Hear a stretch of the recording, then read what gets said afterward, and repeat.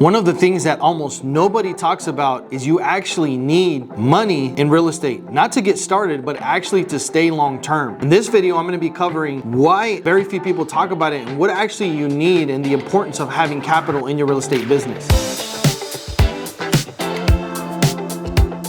So one of the things that very few people actually talk about is that you actually do need money to stay in the long-term game of real estate investing. And what do I mean, right? If you actually want to develop and build an actual company and or portfolio in real estate, you are going to have to learn, number one, how to secure capital, raise capital, and you do need to allocate those funds accordingly, and especially in this current market, right? There's a lot of people that got started in real estate investing maybe at the end of 2022 or 2023, and they just thought the market was going to keep going up. They thought they were going to consistently keep making 30, 40, 50, $100,000 on flips and or on wholesaling. And what happened? Some of those people actually left the market. A lot of real estate agents went back to a regular job, and a lot of investors just left the market, lost money. There was a huge, buzz just a couple of years ago of, that the hedge funds were going to buy all the houses all across the nation. And what happened to those hedge funds? Crickets, right? They disappeared.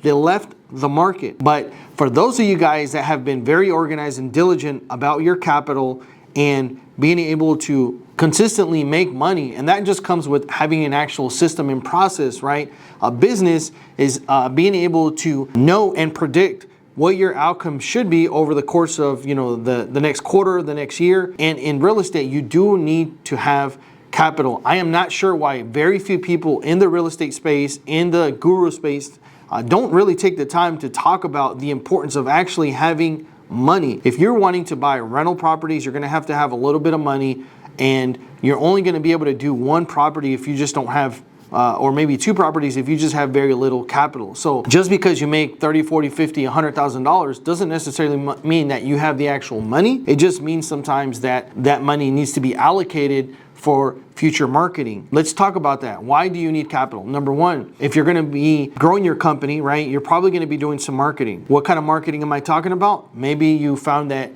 you like direct mail. A lot of people do really well with direct mail. And even though there's a very low response with direct mail, it still gets a good ROI. What's a ROI? Return on investment, right? So you may spend $5,000 a month on direct mail, but that $5,000 might generate you $25,000 a month or $20,000 a month. So it's still a good ROI. You may say, you know what, I'm not going to invest in direct mail, but I want to invest in maybe getting some cold callers or getting some people to really reach out to these people, right? Well, you're going to have to pay for the cold callers, right? You're going to have to pay for your office. You're going to have to pay for unforeseen expenses, right?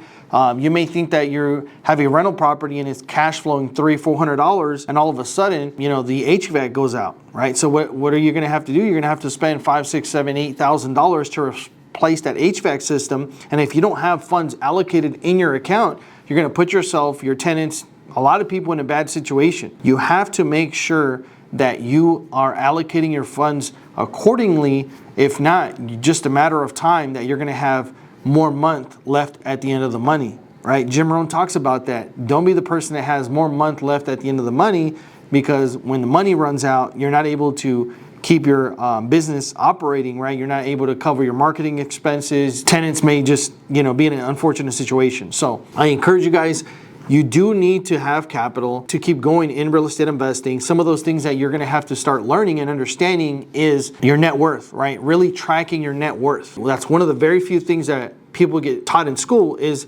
really tracking your net worth, right? And your net worth should consistently be growing over time. The other thing is your cash flow, right? Cash flow is very important, and to have what's called a cash flow projection and saying, hey, I understand that I have funds right now, but am I going to have funds to pay my marketing expenses, office expenses, employees 3, 4, 5 months down the road if for whatever reason I'm not able to close X amount of deals, or the market shifts, or I have an unforeseen situation like we did in COVID, right? There's a lot of uncertainty, and you want to make sure that you have some funds allocated for the unknown storm. I'm out here in North Texas, and there's always unforeseen storms. There's snowmageddon. There's certain situations, even a storm like that can cause something crazy for a lot of landlords and entrepreneurs and real estate investors, where you might have a lot of busted pipes.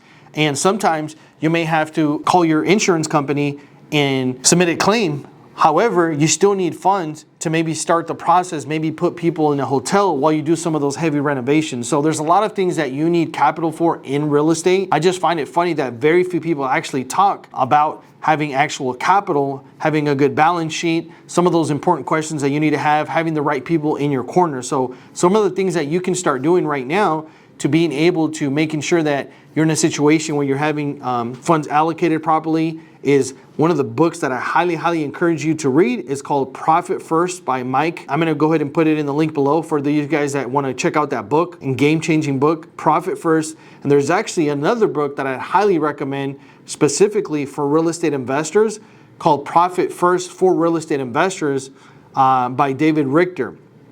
So I'll put a link to that book as well. You wanna have a good CPA, you want to have a good bookkeeper. One of the best things that I ever did when I got started in real estate is one of the first people that I actually hired was an actual bookkeeper. Bookkeeper is worth their weight in gold. Why?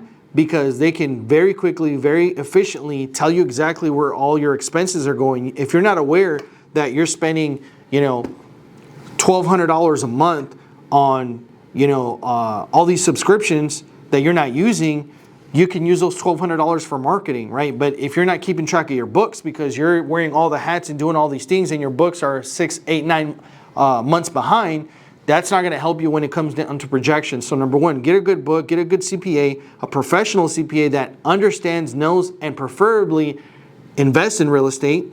Number two, a bookkeeper, the same thing, understands, and invest in real estate, and obviously a real estate attorney that can help you understand some of the benefits of kind of structuring your LLCs and your structure. So I encourage you guys, making sure you got to be aware that it does take some money to keep going in the long-term game, because there's not always going to be a great easy thing where you're going to be able to make money. Sometimes there may be deals where you break even, or it costs you money to keep operating that, or it might be negative for a year or 2 years in that rental property, whatever the case. So you do need money to stay in real estate. So for those of you guys that are watching the video for the first time, I do have some free resources. Maybe you're somebody that doesn't really want to be an active investor, you want to be a passive investor, right?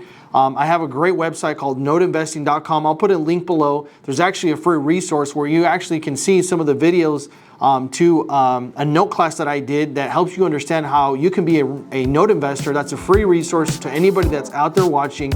If you haven't already, hit the like, hit the subscribe. That really helps me out, and it helps put this content in front of people just like you that need it and the desire it to change their life. So thank you guys for tuning in. I'll see you guys on the next video.